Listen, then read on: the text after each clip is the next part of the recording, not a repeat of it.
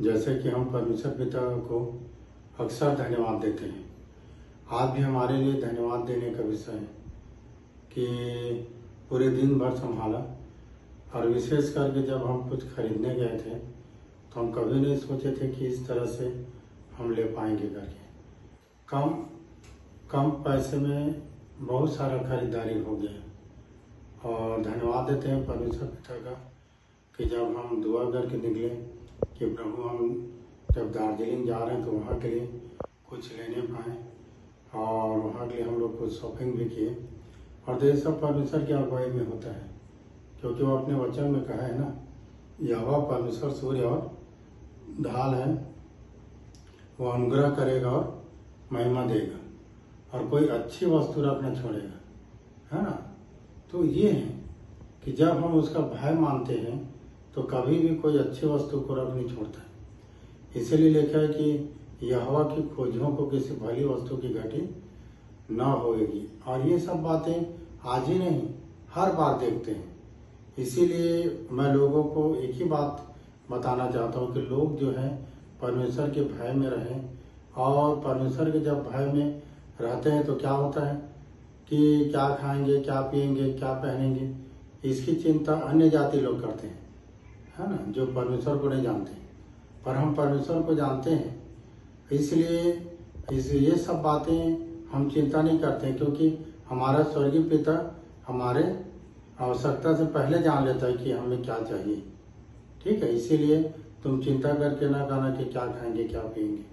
तो इसीलिए मैं अक्सर लोगों को यही बताना चाहता हूँ कि कभी भी किसी भी बात की चिंता नहीं करना। हमेशा परमेश्वर के भय में रहो, वचन में बने रहो, उसकी संगति में रहो, पवित्र लोगों के साथ मिलते जुलते रहो, परमेश्वर की उपस्थिति में रहो। एहसास करो, विश्वास करो कि वो है, वो हमें देखता है, और तब इस बात का प्रतिफल है जो हम अपने जीवन में देखते हैं। और मैं अपने जीवन में बातें देखते आया हूँ कि किस तरह से परमेश्वर हम कोई भी काम करना चाहते हैं उस कामों को पूरा करता है, क्योंकि जब उसकी भय मानेंगे तो हर काम। इसलिए उसने कहा भी है कि अगर सबसे पहले परमेश्वर के राज और धर्म की खोज करो तो ये सब वस्तुएं तुम्हें मिल जाएंगी।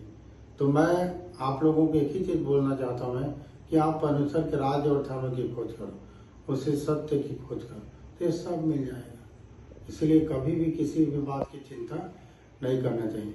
अक्सर मैं अपने बच्चे लोगों को यही बात सिखाते रहता हूँ कि हम प्रभु में ही ये सब है, प्रभु है तो सब है। आज जो कुछ है तो प्रभु है।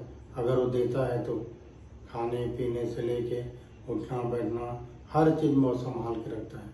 अगर हम उससे दूर हो जाएंगे तो सारा चीज़ों का कमी घटे हो जाएगी। यही तो है, यहोवा का भय मानना, बुराई से दूर रहना है। और जो उसके भय में रहते हैं, देखा ना कि यहोवा की खोजों को किसी भली वस्तु की घटी न होगी। तो इन सब बातों पर हमें ध्यान करना चाहिए।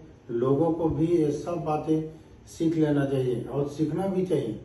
एक भी दिन हमें परमेश्वर से अलग नहीं रहना है, क्योंकि यहोवा बोलता था मूसा को कि लिपटे रहो, और वो हमेशा लिपटे रहता था वचन के द्वारा, परमेश्वर के भय में। सब बातें शुरू से अंत तक देखना। और तो ये हम सब के जीवन धीरे धीरे बदलाव होता है, एक वेग नहीं होता है। जिस तरह से हमारे जीवन में बदलाव हुआ है, कल जो नए लोग जुड़े हैं अगर बने रहेंगे, धीरे धीरे अंश करके परमेश्वर बदलता है, और सारा चीज जो वो करता है जो हमारे समझ से परे है, जो हम देखते हैं हर दिन।